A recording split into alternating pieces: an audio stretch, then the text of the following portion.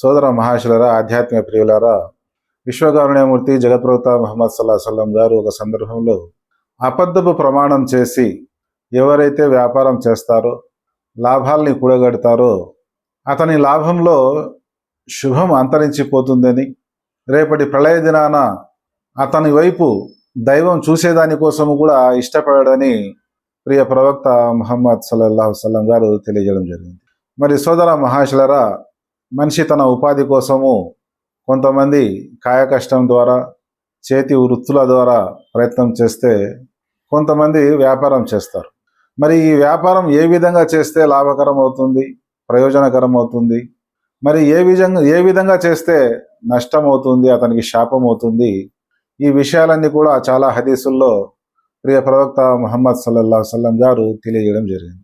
అనవసరంగా ప్రమాణం చేసి ఒట్టు వేసి వ్యాపారం చేయకూడదు, అబద్ధం చేసి ఒట్టు వేయకూడదు. చాలామంది అనవసరంగా తల్లిదండ్రుల పైన, భార్య బిడ్డల పైన ప్రమాణం చేస్తూ ఉంటారు.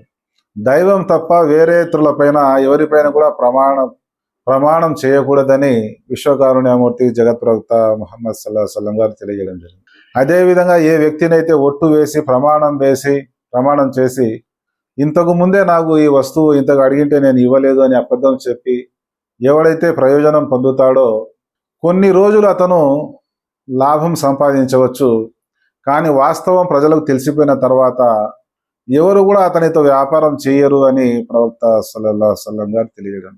మరి అదేవిధంగా ఒక నీతిమంతుడైన వ్యాపారస్తుడు కొలతలు తూనికలలో నిజాయితీ పాటించాలా, లావాదేవీల్లో వినమ్రతను, సహనాన్ని పాటించాలా, నగుమోముతో వ్యవహరించాలా, సభ్యతతో వ్యవహరించాలా.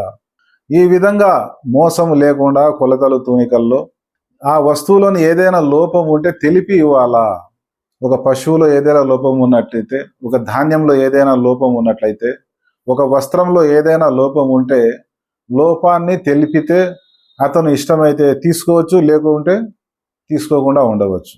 ఈ విధంగా చేసిన వ్యాపారం, ధర్మంగా నీతిగా చేసిన వ్యాపారం ఏదైతే ఉందో ఈ వ్యాపారంలో శుభం కలుగుతుందని, దైవం దీవిస్తాడని విశ్వకారుణ్యమూర్తి జగత్ప్రవక్త ముహమ్మద్ సల్లల్లాహు సల్లం గారు తెలియజేయడం జరిగింది.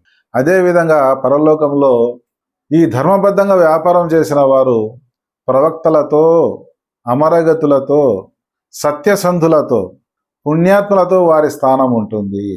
అదేవిధంగా ఎవరైతే అత్యధిక ఆదాయం పొందాలా అనే ఉద్దేశంతో సరుకులను నిల్వ చేస్తాడో, 6 నెలల కంటే ఎక్కువ నిల్వ చేసి రేటు ఎక్కువ వస్తే, ధర పెరిగితే ఆదాయం వస్తుంది అనేసి ఎవడైతే గోడౌన్లో పెడతాడో అతని పట్ల దేవుని యొక్క శాపం కలుగుతుందని విశ్వకారుణ్యమూర్తి జగత్ప్రవక్త ముహమ్మద్ సల్లల్లాహు సల్లం గారు తెలియజేయడం జరిగింది.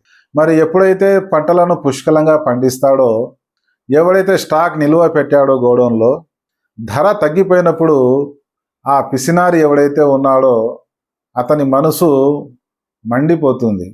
ఎందుకంటే ధర తగ్గినప్పుడు ప్రజలందరూ కడుపు నిండా తిని ఆనందంగా హాయిగా ఉంటారు. కానీ అతను ఎక్కువ ఆదాయం రావాలనే ఉద్దేశంతో గోడౌన్లో నిల్వ చేసిన కారణంగా అతను బాధకు లోనవుతాడు, అసూయ ద్వేషానికి లోనవుతాడు.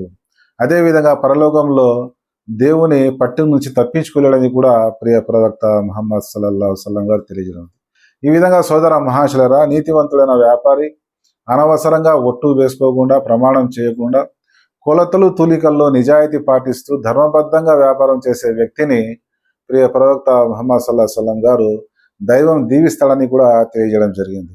సోదర మహాశులరా, ఏవైతే విషయాలు చెప్పామో, విన్నామో అర్థం చేసుకుని ఆచరించే సద్బుద్ధి కలగని వేడుకుంటున్నాను. అస్సలాము అలైకుం వరహమతుల్లాహి వబరకాతుహు.